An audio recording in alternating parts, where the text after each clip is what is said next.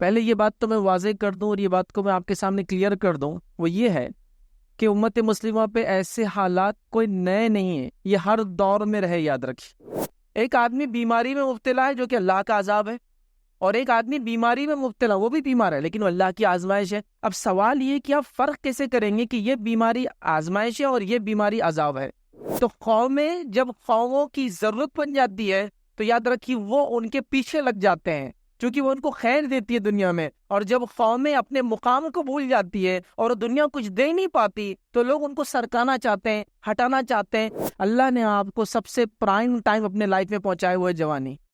یہ جوانی اتنی اہم مرحلہ ہے کہ اس کے بارے میں نبی اکرم صلی اللہ علیہ وسلم فرماتے ہیں پورا سوال اللہ تعالیٰ کرنے والا روز قیامت کی جوانی کہاں لگائی ہے۔ سب سے پہلا کام آپ کو کرنا ہے اتحاد اور اتفاق کو قائم کرنا اپنے اندر۔ میرے کپڑوں کا آپ کے کپڑے الگ ہے، آپ کا کھانا الگ، میرا کھانا الگ ہے، آپ کی زبان میری زبان الگ ہے، آپ کی نسل میری نسل الگ ہے، آپ کا خاندان میرا خاندان الگ ہے، آپ کا مسلک میرا مسلک ہے، آپ کی جماعت میری جماعت الگ ہے، آپ کا ملک میرا ملک الگ ہے، لیکن مسلمانوں کے ناطے ہم پھر بھی اتحاد سے رہیں گے۔ جب بھی ملیں گے مسکرا کر ملیں گے، ہاتھ ملائیں گے، گلے لگائیں گے، مصیبت میں مدد کریں گے اور خوشیوں میں شامل ہوں گے، دعوتوں میں بلائے جائیں گے تو جائیں گے، چھینک آئے تو جواب دیں گے، سلام کریں گے تو جواب دیں گے، ہماری مسجدوں کے دروازے سب کے لیے کھلے ہوں گے۔ یہ تو سب کرنا ہے نا۔ دوسرا اہم کام کیا کرنا ہے آپ کو؟ دور حاضر سے ہم گزر رہے ہیں، ہم یہ سمجھ رہے ہیں کہ اسلام میں لوگوں کو بتائیں گے تو ہم پر فتنے آنے والے ہیں، لیکن اس بات کو یاد رکھیے اسلام آپ لوگوں سے چھپائیں گے، یہ فتنے کی وجہ بننے والا ہے آپ کے اور میرے لیے۔ تیسرا کام جو آپ کو کرنا ہے اس وقت میں، یاد رکھیے، وہ اصلاح معاشرہ۔ چوتھا اہم کام جو آپ کو کرنا ہے کیا ہے معلوم آپ کو؟ علم کی دنیا میں آپ کو بڑھنا ہے، چونکہ نالج از پاور، علم طاقت ہے۔ آج پانچ اور آخری کام بس وہ یہ ہے کہ سوشل ورک، انسانیت کو کچھ دینے والے بن جاؤ۔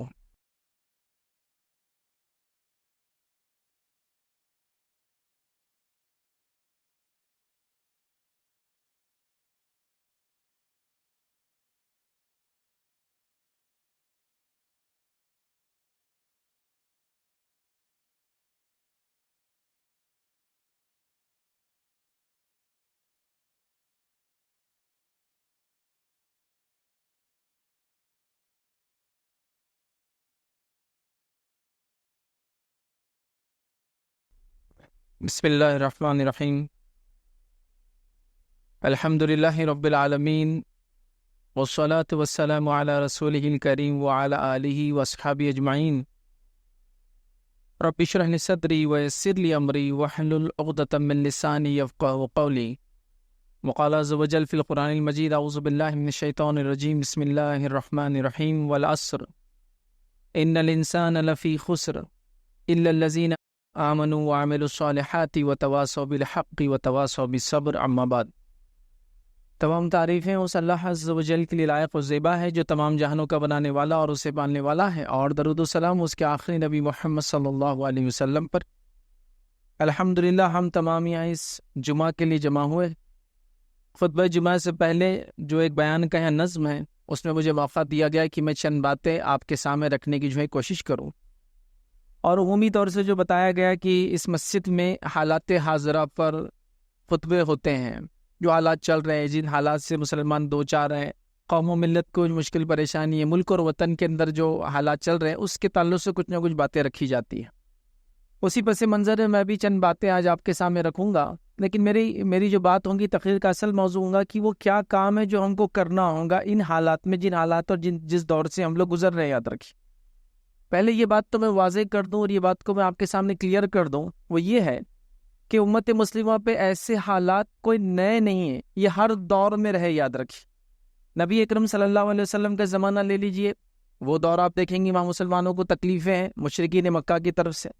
مشرکین مکہ کی تکلیفیں ختم ہوتی ہے، مسلمان ہجرت کر کے مدینہ جاتے ہیں تو جنگ کی شکل میں، مطلب وہ اتنا خلاف ہو جاتے ہیں کہ جنگیں ہوتی ہے، وہ آپ دیکھ رہے ہیں حالات۔ اس کے بعد وہ مسلمانوں کی زندگیوں کو یا ان کی حیات کو تنگ کرنے کے لیے ان سے تجارتیں بند کر دے رہے ہیں، ان کا بائیکاٹ کیا جا رہا ہے، شادی بیاہ توڑ دیے جا رہے ہیں، اور کئی تکلیفیں اور کئی مصیبتوں سے لوگ گزر رہے ہیں۔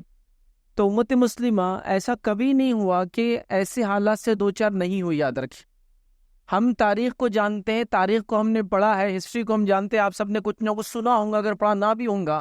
وہ یہ ہے کہ ایک زمانہ آیا تھا جب تاتاریوں نے مسلمانوں پہ حملہ کیا تھا، وہ تاریخ بھی آپ یاد کیجئے، اور وہ جو 13ویں صدی تھی، یاد رکھیے، اس صدی کے اندر جو مسلمانوں کا جو خون بہایا گیا اور قتل و غارت گری کی گئی، میں خالی ایک مثال دیتا ہوں کہ افغانستان جو آج کے دور کا ہے، اس سے متصل جو ایران کا علاقہ ہے اور کچھ آج کے پاکستان کا جو علاقہ ہے، یہاں حکومت ہوا کرتی تھی، اس کو خوارزم شاہ کہتے تھے۔ تو وہ جو حکومت کا جب تاتار وہاں آئے تو پہلا حملہ انہوں نے وہیں کیا تھا، بغداد وغیرہ، مسلم خلافت بعد میں تھی اس کے بعد، یہ ایک ترکوں کی حکومت تھی، یاد رکھیے۔ تو جب یہ تاتار یہاں پہنچے اور یہاں ان کی جنگ ہوئی، یاد رکھیے، تو یہاں کی آبادی ریکارڈز کے مطابق 20 لاکھ ہوا کرتی تھی۔ تاتاریوں نے 18 لاکھ لوگوں کو مارا، مطلب صرف 10% آبادی کو چھوڑا تھا، مطلب پورے ملک کی آبادی 100% سے گھٹا کر 10% بچ گئی تھی، چونکہ ان کے پاس آبادیوں کو روکنے کا اور جو لوگ ان کے خلاف جاتے تھے روکنے کا کوئی طریقہ تھا نہیں، تو انہوں نے قتل کرنے کو ایک طریقہ سمجھا، اور یہ حالت کی یاد رکھی۔ اس کے بعد بغداد کی حالت وہ کیا ہے آپ سب جانتے ہیں، مطلب اس کو آپ پڑھ سکتے، تاریخ اس پر گواہ ہے۔ تو امت مسلمہ کے ساتھ ایسا کبھی نہیں ہوا کہ ایسے حالات نہیں رہے، مطلب ہر دور میں جس نے بھی حق بولا، امت مسلمہ ظاہر سی بات ہے ہم محمد صلی اللہ علیہ وسلم کی امت تھی، لیکن اس سے پہلے بھی عیسیٰ علیہ السلام کی امتی جو تھے، یحییٰ علیہ السلام کی امتی، زکریا علیہ السلام کی امتی، دیگر جتنی قومیں یاد رکھیے دنیا میں آئی، ان کے ساتھ حالات آئے ہیں، یاد رکھیے۔ تو اس سے یہ پتہ چلا کہ اللہ رب العزت کی سنت اور طریقہ رہا ہے کہ یاد رکھیے اللہ رب العزت نے اس کے چہیتے بندوں کو آزمائے، ہمیشہ یاد رکھیے۔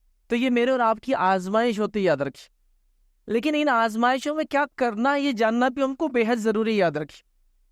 اور جو پچھلے حالات گزرے اس سے سبق بھی حاصل کرنا بہت ضروری ہے، اور جو اللہ کی کتاب اور اس کے رسول صلی اللہ علیہ وسلم کی سیرت میں ایسے معاملات میں ہم نے کیا کرنا چاہیے اس کو پڑھنا بھی ضروری ہے۔ تو جہاں حالات پر تبصرہ ضروری ہے، اس دور سے جس سے ہم گزر رہے اس میں کیا کرنا اس کو جاننا اور سوچنا ضروری ہے، تو وہیں یہ بھی سوچنا ضروری ہے کہ ہم لوگ ایسے حالات سے پہلے کب گزرے تھے اور وہاں کے لوگوں نے اس کا کیسے جواب دیا، وہ لوگوں نے اس کا کیا کیا، رب العزت نے آزمائش میں ان کو کیسے کامیاب کیا۔ اور یہاں ایک نقطہ جو اہم پوائنٹ ہے، یاد رکھیے، وہ بھی آپ کو سمجھانا چاہوں گا۔ ایک چیز کو ہمیشہ یاد رکھیے، ایک آدمی بیماری میں مبتلا ہے جو کہ اللہ کا عذاب ہے، اور ایک آدمی بیماری میں مبتلا وہ بھی بیمار ہے لیکن وہ اللہ کی آزمائش ہے۔ اب سوال یہ کہ آپ فرق کیسے کریں گے کہ یہ بیماری آزمائش ہے اور یہ بیماری عذاب ہے۔ قومیں ہلاک کی جاتی جنگوں کے ذریعے، اللہ تعالیٰ نے پہلے بھی کیا، نافرمان قومیں بھی ہلاک ہوئی جنگوں کے اندر، اور فرمانبردار لوگ بھی شہید ہوئے جنگوں کے اندر۔ اب آپ ڈفرنس کیسے کریں گے، فرق کیسے کریں گے کہ یہ جو ہے حق پر تھے اور یہ جو باطل تھے، یہ عذاب تھا اور یہ یاد رکھیے اللہ کی آزمائش تھی۔ تو یاد رکھیے میری اس بات کو، یہ اصولی بات ہے، جب کوئی اللہ کا بندہ یا کوئی قوم، کوئی ملت، کوئی شہر، کوئی ملک اللہ کی اطاعت اور اس کی فرمانبرداری کرتے ہیں، اور اس اطاعت اور فرمانبرداری کے کرنے میں جو ان کو تکلیفیں، مصیبت، دکھ، بیماریاں آتی ہے، یہ اللہ رب العزت کی طرف سے آزمائش ہوتی ہے، یاد رکھیں۔ اور جب کوئی قوم، کوئی فرد، کوئی ملت، کوئی ملک اللہ کے دین کو چھوڑ دیتا ہے، اس کی نافرمانیاں کی جاتی ہے، تو یہ اللہ رب العزت جب اس قوم کو پھر تکلیف دیتا ہے تو وہ عذاب ہوتا ہے، یاد رکھیں۔ تو یہ نقطہ بھی ہمیشہ ہمارے ذہن میں ہو کہ جس دور سے ہم گزر رہے ہیں، جس وقت سے ہم گزر رہے ہیں، جن حالات سے ہم گزر رہے ہیں، یہ ہم پر کیا ہے؟ کیا یہ اللہ رب العزت کا عذاب ہے؟ کیا اللہ رب العزت کی طرف سے آزمائش ہے؟ ورنہ کہ ایسا نہ ہو کہ دیگر قومیں، دوسری قوموں کے کچھ واقعات قرآن میں موجود ہے، جیسا کہ ایک قوم نے، عاد اور سمود نے بادلوں کو دیکھا اور ہواؤں کو دیکھا، تو انہوں نے کیا سوچا معلوم ہم کو؟ اب بادل آئے ہیں، ہوائیں اچھی چل رہی ہے، تو نتیجتاً بارش ہوں گی، مطلب ہمارے ڈیم وغیرہ بھر جائیں گے، کھیتیاں لہلائیں گے، اور خوش ہو رہے تھے، لیکن وہ اللہ کا کیا تھا؟ عذاب تھا، وہ پہچان نہیں پائے۔ اور جب وہ آندھی اور طوفان آئی، آپ سب جانتے، پورے کے پورے اوندے گر گئے اور اللہ رب العزت کے عذاب میں مبتلا ہوئے۔ تو پتہ یہ چلا کہ قوموں کو جب اللہ نے عذاب میں مبتلا کیا تو اکثر لوگ پہچان نہیں پائے کہ یہ عذاب تھا، لیکن ایک قوم کا تذکرہ قرآن میں ہے جس نے جب بادلوں کو دیکھا تو وہ لوگوں نے یہ نہیں سوچا، وہ جھوم نہیں اٹھے کہ اب بارش آئیں گی، کھیتیاں لہلائیں گی، ڈیم میں پانی ہوگا، نہیں، وہ لوگ فوراً توبہ کی طرف بھاگے۔ اور وہ کون سی قوم تھی؟ وہ قوم یونس تھی۔ قوم یونس قرآن کے اندر ایک ہی ایسی قوم ہے جس نے عذاب کو دیکھا تو پہچان لیا کہ یہ عذاب ہے، یہ کوئی خوشخبری دینے والے بادل نہیں ہیں، یہ ہوائیں خوشخبری لانے والی ہوائیں نہیں ہیں جس سے فصلیں آتی ہے، یہ عذاب والے، اور توبہ کر لیا۔ اور اسی لیے آپ واقعہ جانتے نا، یونس علیہ السلام قوم سے نکل کر چلے گئے یہ سوچ کے کہ عذاب آنے والا ہے، اور قوم نے توبہ کر لی۔ نتیجتاً اللہ تعالیٰ نے یونس علیہ السلام، چونکہ اللہ کے حکم دینے سے پہلے نکل گئے تھے، یہ ان کی خطا تھی، تو اللہ نے کیا کیا؟ ان کو آزمایا، اور پھر وہ جس کشتی میں جا رہے تھے وہ کشتی بھور میں آ گئی اور ایک مچھلی نے آپ کو نگل گیا۔ پورا واقعہ آپ جانتے ہیں۔ چونکہ یونس علیہ السلام کو لگا ساری قومیں عذاب آتا ہے تو ختم ہو جاتی، یہ قوم بھی ہو جائیں گے، لیکن اس قوم نے پہچان لیا۔ تو میں یہ بھی چاہوں گا یہاں یہ نقطہ بتانا کہ جب حالات ہم پر آتے ہیں، جن حالاتوں سے میں اور آپ گزرتے ہیں، تو اس حالات کو آپ یہ بھی جانیے کہ یہ عذاب ہے، یہ آزمائش ہے، اور عذاب تب ہوں گی جب اللہ کی نافرمانیوں کی وجہ سے یہ ہم کو تکلیف آ رہی، اور جب آزمائش تب ہوں گی جب اللہ کی فرمانبرداری ہم کر رہے ہیں اور اس کے بعد کوئی تکلیف آ رہی ہے، تو یہ آزمائش ہوتی. یاد رکھے اس نقطے کو، اس اہم پوائنٹ کو آپ یاد رکھیے. اب آئیے میں ایک سوال کرتا ہوں آپ سے، اور اس بات کو آپ غور سے سنیے. میرا ایک سوال ہے کہ آپ نے ایک بہت قیمتی ہینڈ سیٹ لیا، آلہ لیا، جو بھی آپ موبائل وغیرہ بولتے ہیں، اور لینے کے بعد اس کو استعمال کیا اور وہ خراب ہو گیا. اب آپ کیا کرتے ہیں؟ آپ اس کو لے کر ایسا سجا کر آپ کے شوکیس میں رکھتے ہیں گھر میں، تاکہ ہر آنے والے کو بتائے کہ اتنے ہزار کی چیز میں نے لی تھی، اب نہیں چلتی ہے. یا تو پہلا کام آپ اس کو بنانے کی کوشش کریں گے، اگر نہیں بنا تو دوسرا کام اس کو بیچنے کی کوشش کریں گے، اور وہ بھی نہیں ہوا تو تیسرا اس کو پھینک دیں گے مطلب گھر میں تھوڑی دیر پڑے رہیں گی، بچوں کے ہاتھ میں رہیں گی، ادھر ادھر کھیلنے کودنے، بیٹری الگ، یہ الگ، اسکرین الگ، اور وہ کچرے میں ایک دن چلے جائیں گے. یہی ہوتا ہے نا. گویا ہر وہ چیز جو استعمال کے لائق نہیں ہوتی ہے، وہ آپ کی ضرورت نہیں ہوتی ہے، اور جو چیز ضرورت کی نہیں ہوتی ہے وہ آپ پر بوجھ ہو جاتی ہے، اور ہر بوجھ کو آپ ہٹانا چاہتے اور اٹھانا چاہتے اور سرکانا چاہتے. بات ہے نہیں ہے؟ چلیے اس پوائنٹ کو، اگر نقطے کو آپ نے سمجھے تو آگے آئیے. قوموں کا بھی مزاج دوسری قوموں کے لیے ایسا ہی ہوتا ہے، لوگوں کا بھی مزاج دوسرے لوگوں کے لیے ایسا ہی ہوتا ہے. جب تک قوم میں نفع بخش ہوتی ہے لوگ ان سے فائدہ اٹھاتے ہیں اور ان کے گن گاتے ہیں، اور جب قوم میں نفع بخش نہیں رہتی ہے تو لوگ ان سے سوال کرتے تم کیوں، تمہارا وجود کیوں. سمجھ رہے بات؟ ان سے سوال کیا جاتا ہے.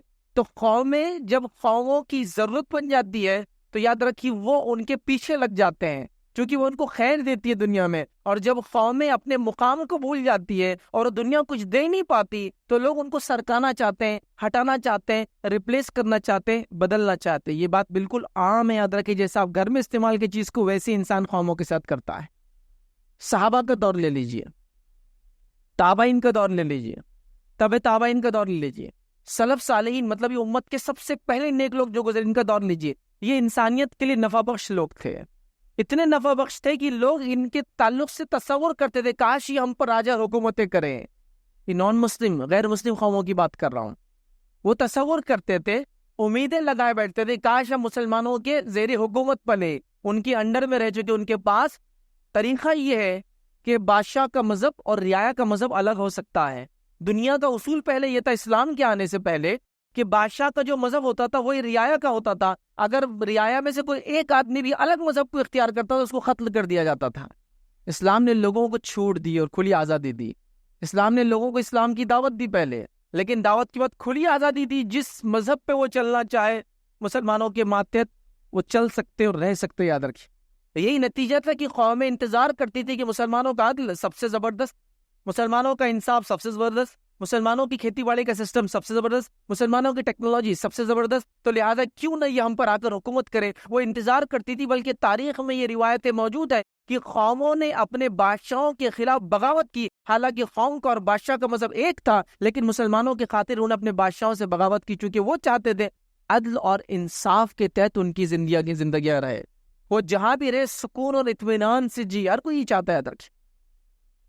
تو یہ بھی ہوا، تاریخ نے یہ دیکھا. اب میرا سوال ہے کہ ہم لوگوں کے لیے نفع بخش ہو رہے ہیں؟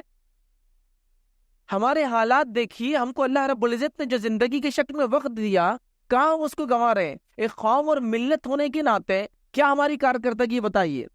ہم لوگوں کا جو مزاج بن چکا ہے، مزاج کیا ہے معلوم آپ کو؟ اس بات کو آپ کو سننا پڑے گا.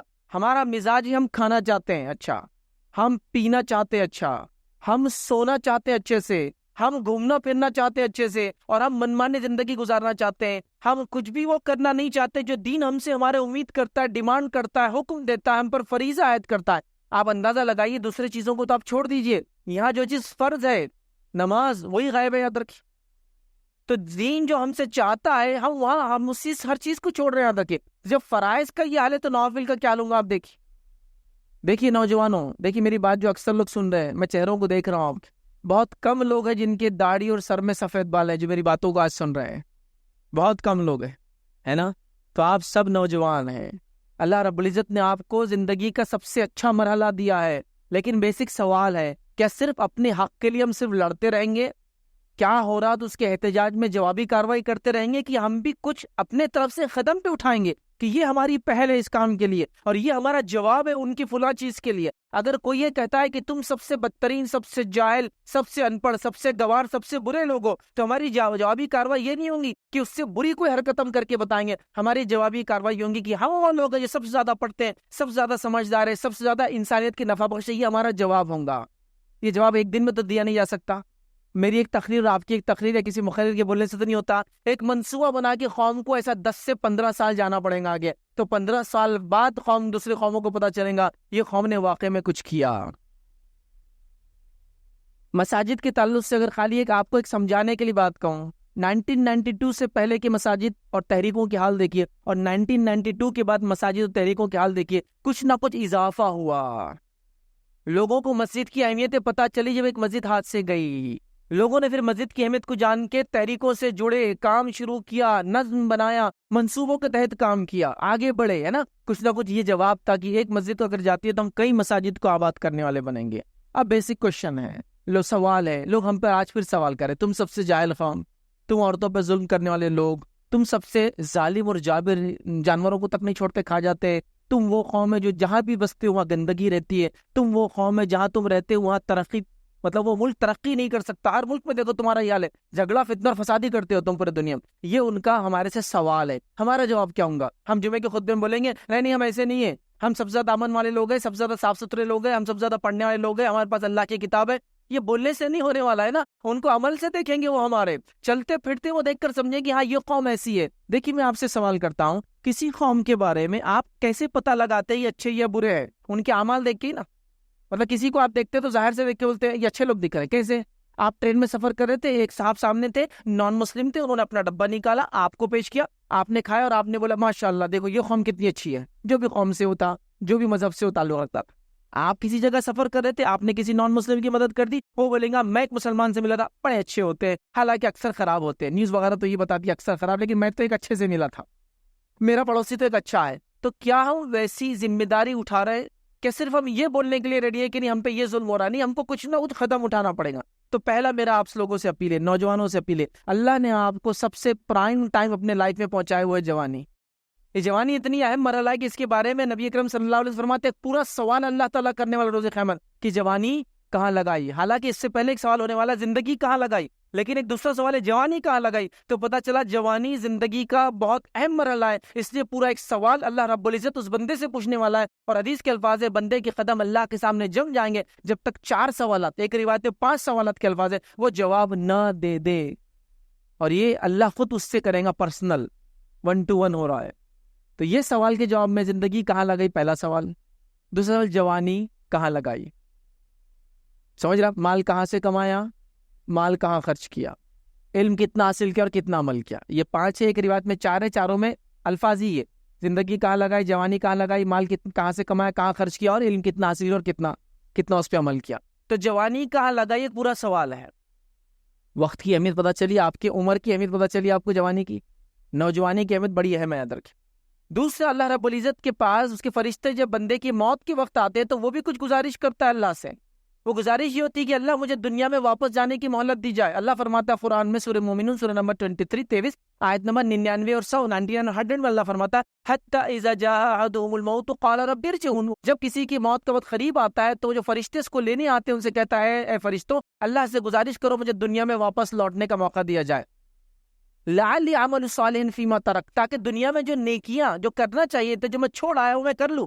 کلا، اللہ تعالیٰ کی طرف سے جواب تھا ہرگز نہیں، انہا کلمۃ هو قائلها، یہ تو ایک جملہ تھا جس کا تو دنیا میں عادی تھا، اگلی بار، کل ومن ورائہم برزخ الی یوم یبعثون، اور ان کی اور دوبارہ اٹھائے جانے کے بیچ میں قیامت تک ایک آڑ ہے۔ تو مرنے والا بھی وقت کی گزارش کرنے والا ہے۔ تو سب سے پہلے مسلمانوں کو وقت کی اہمیت کو پہچاننا ہے، اور وقت کی اہمیت کو پہچان کے وہ صحیح کام کرنا ہے، وہ صحیح قدم اٹھانا ہے جو قدم آنے والا ہمارا مستقبل بننے والا۔ یاد رکھیں یقین اللہ کی مدد ہمارے ساتھ ہے، اللہ کو ماننے والے لوگ سب کچھ ہے، لیکن ہم نے دیکھا اللہ کی ایک سنت اور طریقہ ہے، قوموں کو وہ یوں ہی مدد نہیں کرتا، اس کی مدد بھی آتی تو ایک طریقے کی وجہ سے آتی ہے اور ایک طریقے سے آتی ہے۔ جب آپ اس کے چہیتے بنیں گے تو وہ آپ کی مدد کریں گا۔ آپ سمجھ رہے ہیں نا؟ تو یہ اصل چیز ہے۔ تو ہم اگر صرف اللہ کی مدد کی بات کر رہے ہیں، کیسے حاصل کیا جائے، طریقہ بھول جا رہے ہیں، تو کیسے حاصل ہوں گی بتائیے؟ تو لہٰذا سب سے پہلے نوجوانوں سے اپیل کروں گا، یہ وقت کی سب سے اہم ضرورت ہے کہ آپ اپنی جوانی کی اہمیت کو پہچانو، اور اس جوانی کے اندر جو مطلوب ہے، جو دین آپ سے چاہتا ہے، ان کاموں میں لگ جاؤ۔ یہ مٹر گشتی، کھیل کود، نکڑ، چوراہے، ہوٹل، تھیٹرز، تمباکو، نشہ، پان بیڑی، یہ نہیں ہے تمہارا کام۔ کھانے پینے کے لیے ہم پیدا نہیں کیے گئے دنیا کے اندر، ہم جو ہے جینے کے لیے کھاتے پیتے، کھانے کے لیے جیتے نہیں ہم لوگ۔ یہ مقصد نہیں ہمارا۔ کپڑے ہم پہنتے ہیں لیکن یہ کپڑے پہننے کے لیے ہم پیدا نہیں کیے گئے ہیں۔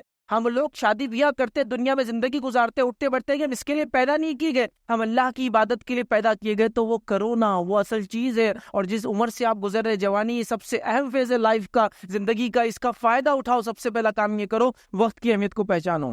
ایک ٹائم ٹیبل، ایک نظام الاوقات، ایک منصوبہ ہونا چاہیے۔ ہمارا دین اتنا وقت کا پابند ہے، میں آپ کو بتا رہا ہوں، اگر اس مسجد میں نماز، میں نہیں جانتا ظہر کب ہوتی ہے، لیکن اگر ظہر کی نماز دیکھیے 1:30 بجے، اگر 1:30 بجے اور امام صاحب جلدی آ جائے 1:20 پر، اور سب مصلی بھی جلدی آ جائے 1:20 پر، تو یہ طے نہیں کر سکتے کہ چلو 1:20 کو کھڑے کر دیں گے، 1:30 تک رکنا ہی ہے آپ کو، تب جماعت کھڑی ہوتی ہے۔ اور ابھی تو ڈیجیٹل کلاکس آ گئے نا، تو مسجد میں وہ لال چمکتا تو اس کے اندر سیکنڈ نہیں بتاتا ہو، تو 1:30 اور 00 سیکنڈ ہوئے تو اقامت شروع ہوتی ہے، اللہ اکبر اللہ اکبر۔ یہ ہو رہا ہے، اتنی وقت کی پابندی اس دین میں ہے۔ تو نماز کیا ہے وقت، روزے کا ایک وقت ہے، شروع ہوتا ہے اور ختم ہوتا ہے، کبھی بھی شروع کر سکتے، کبھی گرمی تھی تو روزہ ابھی نہیں رکھیں گے، چلو بارش میں رکھ لیں گے، نہیں ہو سکتا ہے۔ روز کا ایک وقت ہے، وہ ہے رمضان، اور اس میں بھی شروع ہونے کا ایک وقت ہے، رات ختم ہونے سے پہلے، فجر سے پہلے، اور ایک وقت ہے وہ ہے مغرب تک چلیں گا، اس کا بھی وقت ہے نا، جلدی بھی نہیں کھول سکتے، دیر تک بھی نہیں کر سکتے، اور ایسا بھی نہیں کر سکتے کہ آج کا روزہ آدھا دن رکھیں، کل کا 1.5 دن، نہیں ہو سکتا۔ ہر چیز کا ایک وقت ہے، لیکن سوال ہے امت مسلمہ کے پاس کیا کسی چیز کا وقت ہے؟ کوئی پابندی ہے؟ بھائی بزنس کرو، تجارت میں آگے بڑھو، انشاءاللہ اگلا سیزن یہاں بھی تم کو اگلا ہی چاہیے، پڑھائی میں آگے بڑھو، انشاءاللہ اگلے سیمسٹر یہاں بھی تم کو اگلا ہی چاہیے، ارے بھائی جو کھیتی باڑی میں اگلی فصل، جی اگلی فصل، یہاں بھی تم کو اگلا ہی چاہیے، ہر بار نیکسٹ، ہر بار اگلا۔ کب؟ آج، ابھی کب سے نمازی بن جاؤ، انشاءاللہ اگلے جمعے سے، دیکھو اب جوش آ گیا مجھے، دیندار بن جاؤ انشاءاللہ اگلے رمضان سے، دیندار، ارے دین پر آ جاؤ انشاءاللہ رمضان، ابھی حج کو جا رہا ہوں، حج کے بعد۔ یہ کیا لگا رکھا ہے ہم نے مذاق؟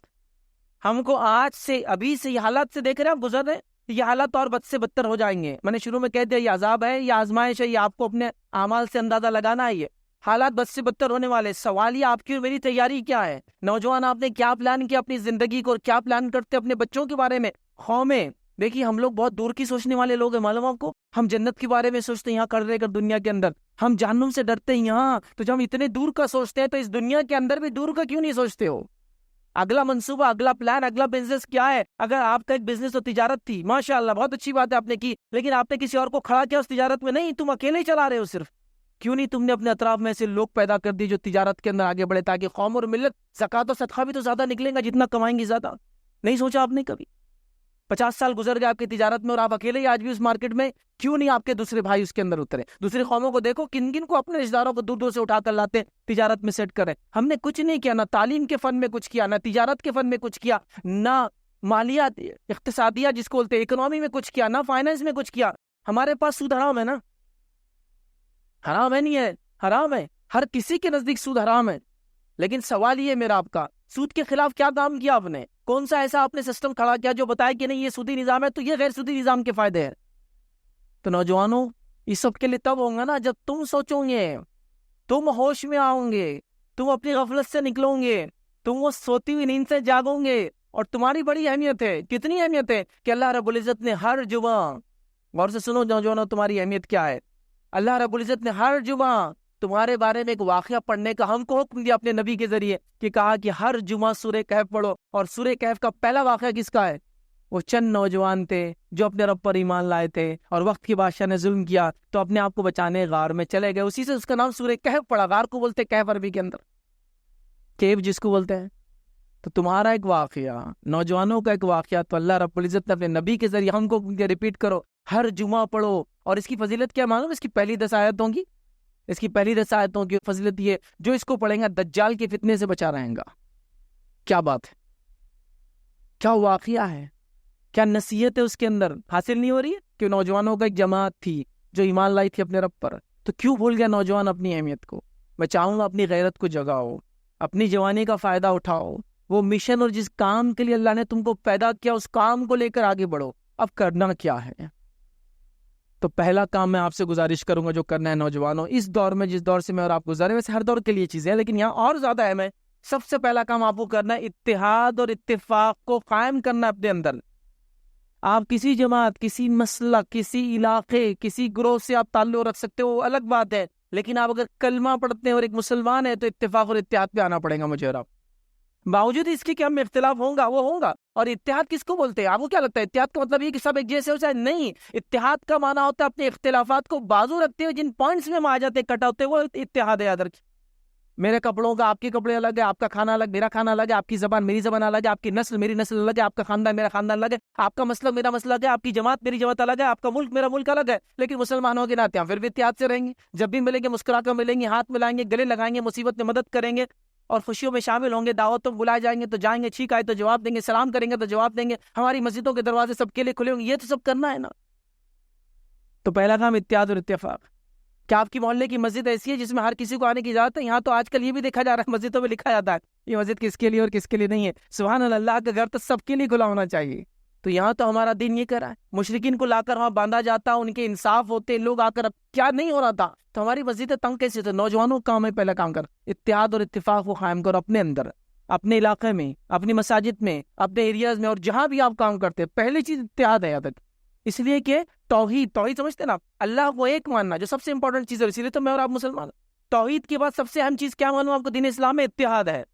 نبی اکرم صلی اللہ علیہ وسلم فرماتے ہیں، جامع ترمذی کی روایت ہے، آپ نے فرمایا شیطان اس بات سے مایوس ہو چکا ہے کہ نمازی اس کی عبادت کریں گے، مطلب صحابہ، تابعین یا نمازی مسلمان اسی کبھی عبادت نہیں کریں گے، اس سے مایوس ہو چکا ہے، لیکن وہ اس بات سے مایوس نہیں کہ ان میں جھگڑا لگا ہے، مطلب شیطان اختلاف ڈال سکتا ہے۔ تو اسی لیے میں کہہ رہا ہوں توحید کے بعد سب سے اہم چیز مسلمانوں کا اتحاد ہے، اور شرک کے بعد سب سے بری چیز مسلمانوں کا اختلاف ہے۔ یاد رکھیے، تو بہت امپورٹنٹ چیز ہے اتحاد، اسی لیے اس کو میں رکھ رہا ہوں آپ کے سامنے کہ اتحاد سب سے پہلا کام ہے جو آپ کو اور مجھے قائم کرنا ہے۔ دوسرا اہم کام کیا کرنا ہے آپ کو؟ دور حاضر سے ہم گزر رہے ہیں، ہم یہ سمجھ رہے ہیں کہ اسلام میں لوگوں کو بتائیں گے تو ہم پر فتنے آنے والے ہیں، لیکن اس بات کو یاد رکھیے اسلام آپ لوگوں سے چھپائیں گے یہ فتنے کی وجہ بننے والا ہے آپ کے اور میرے لیے۔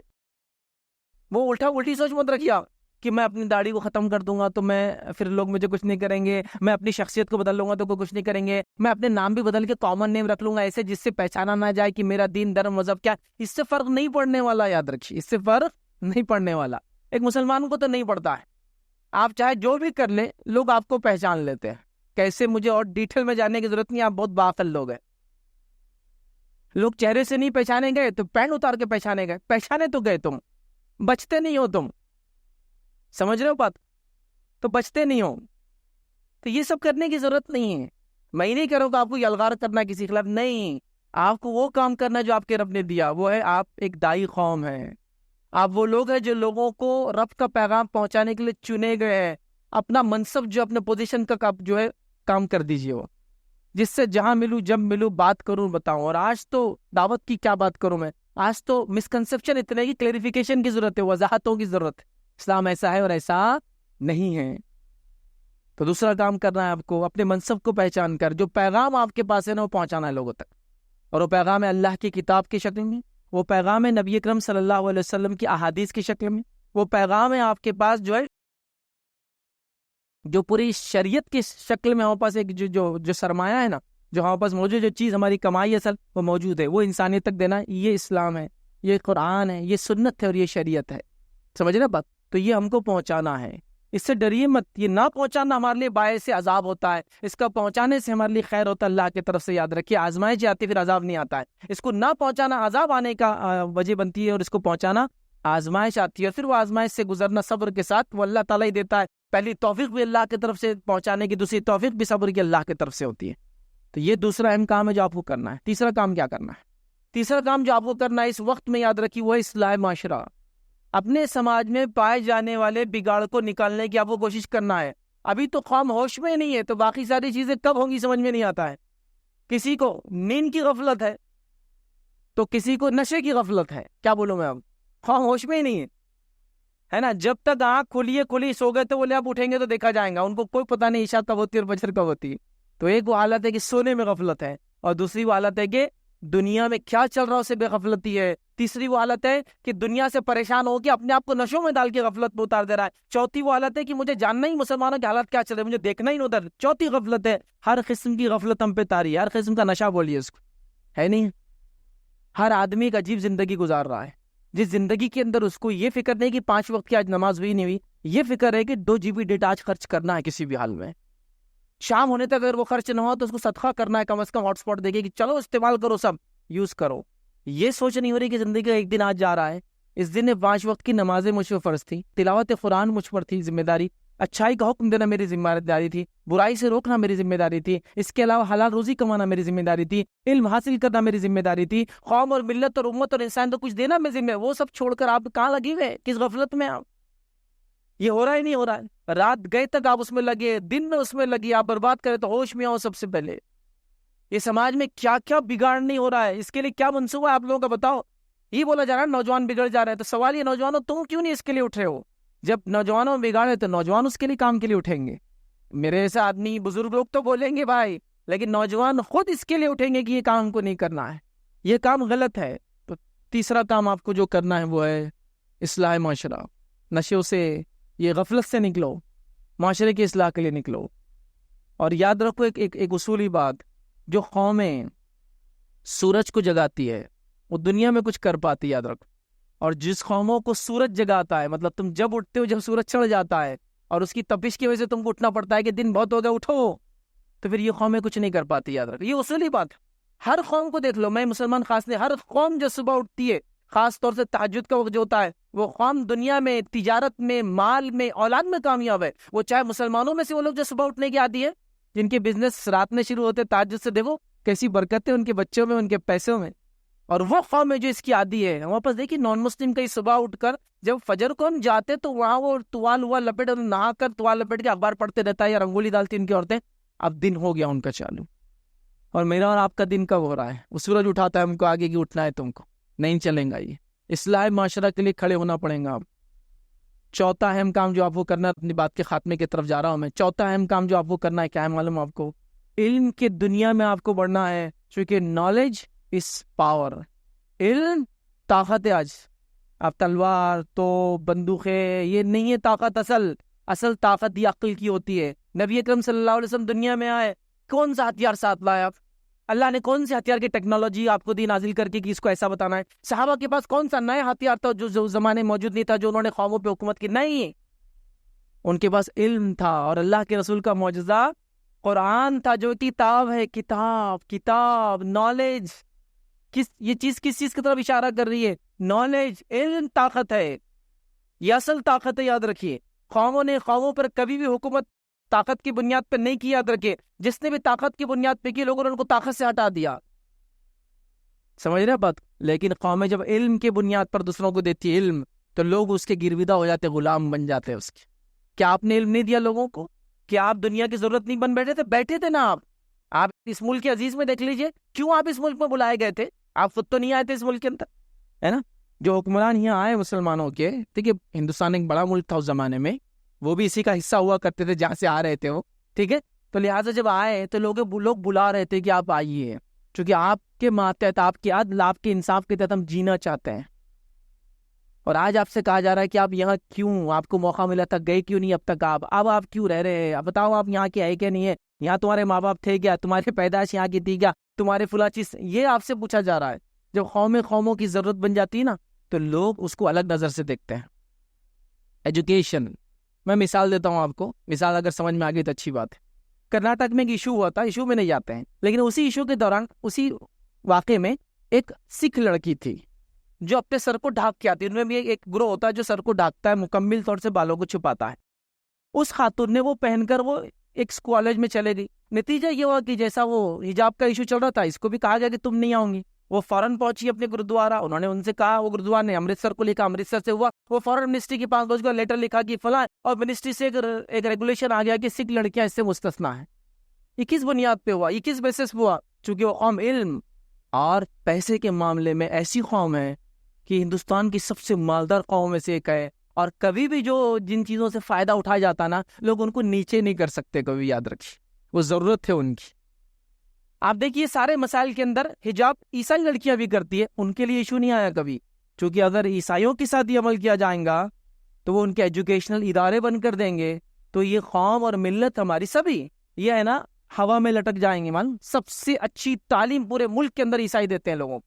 ہمارے شہر کے اندر دیکھیے آپ، سب سے اچھے ادارے کانوینٹ ہے، آپ اس کو سمجھیے اس بات، تو لوگ ان کو چھیڑتے نہیں ہیں، کیوں؟ تو اس لیے کہ جو قوموں کی ضرورت ہوتی ہے، لوگوں کی مجبوری ہوتی ہے ان کی عزت کرنا۔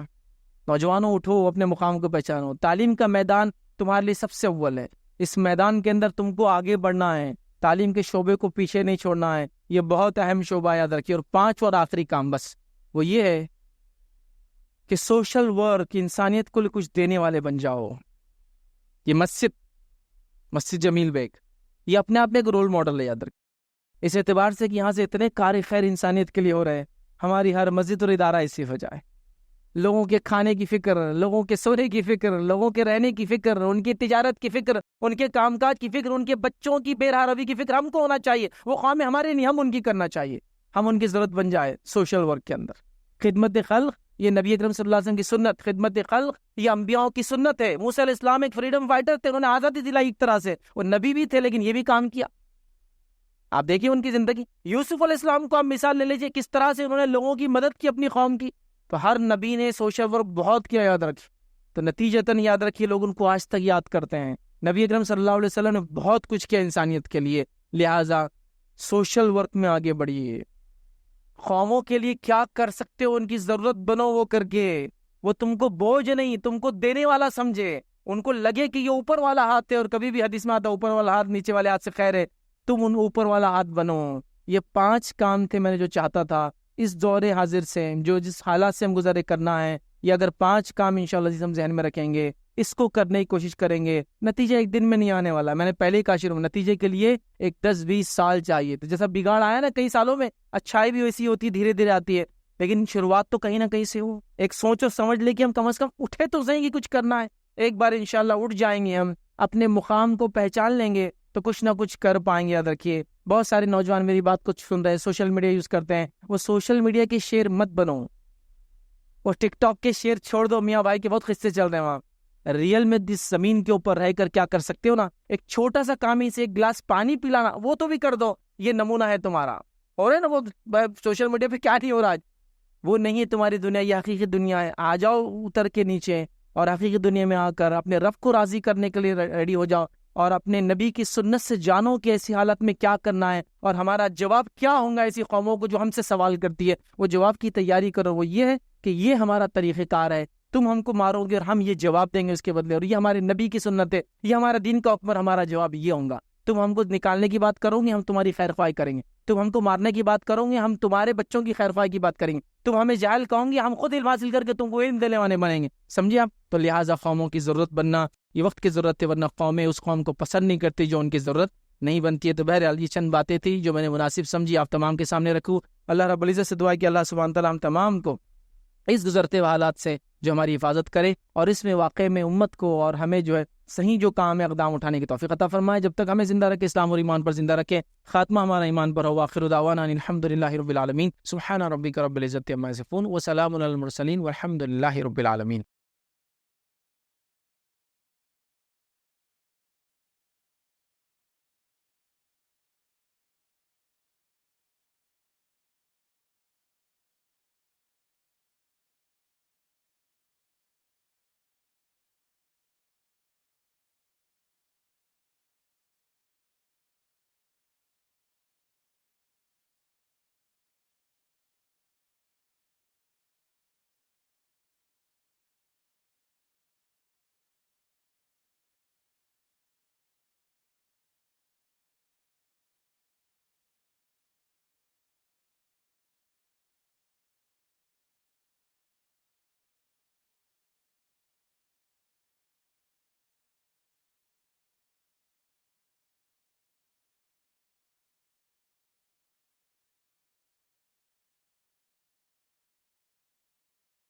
السلام علیکم، آپ بھی ہمارے اس کام میں تعاون کریں اپنی زکات و صدقات کے ذریعے۔ ڈونیشن ڈیٹیلز کے لیے ڈونیٹ اس پر کلک کریں۔ اگر آپ کو ہمارے ویڈیوز پسند آئے ہیں تو اسے شیئر کریں اور ثواب کے حقدار بنیں۔ روزانہ ہمارے ویڈیوز کو پانے کے لیے ہمارے یوٹیوب چینل کو سبسکرائب کریں اور بیل آئکن دبائیں۔ ہم سے دیگر سوشل میڈیا پر جڑنے کے لیے ویڈیو میں دیے گئے آئی ڈی کو سرچ کریں۔ جزاک اللہ۔